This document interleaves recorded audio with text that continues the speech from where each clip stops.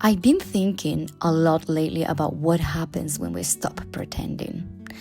When we stop trying to be the version of ourselves that seems stronger, more certain, more put together, and instead allow ourselves to tell the truth, not only to other people, but to ourselves.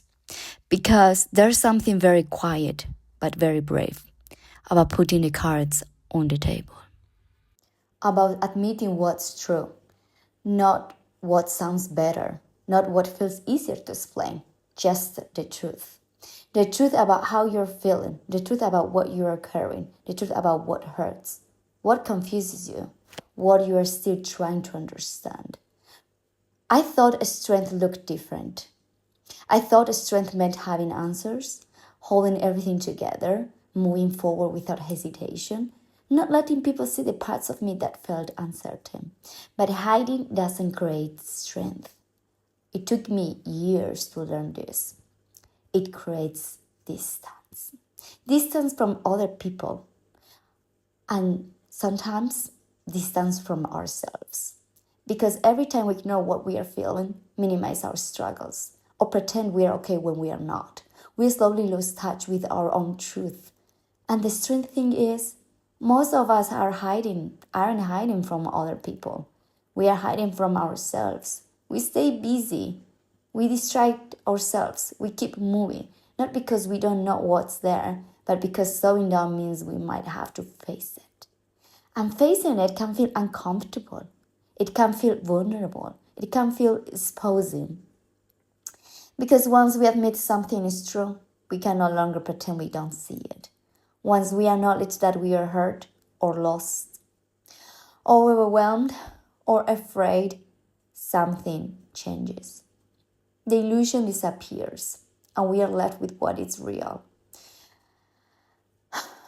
But that's where healing begins, I guess. Not when everything is solved, not when life finally makes sense, but when we are honest enough to stop fighting reality, to stop arguing with our feelings, to stop convincing ourselves that we should be somewhere else.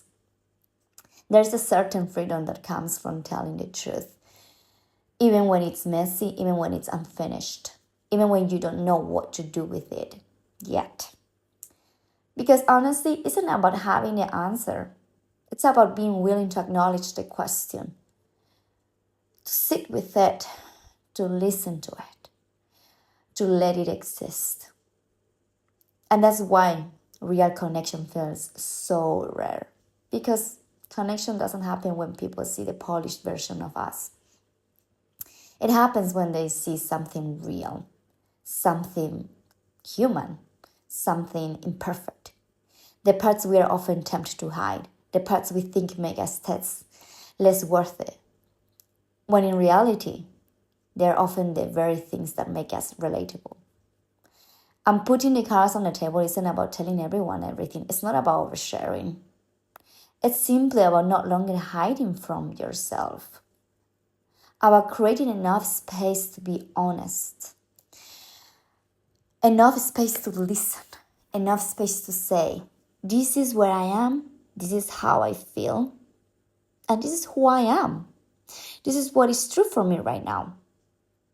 Without judgment, without shame, without needing to become someone else first. Because when I allow myself to be honest, I'm not only being real with other people, I'm being real with myself, which is more important for me. Quietly, I think that's one of the bravest things we can do for ourselves.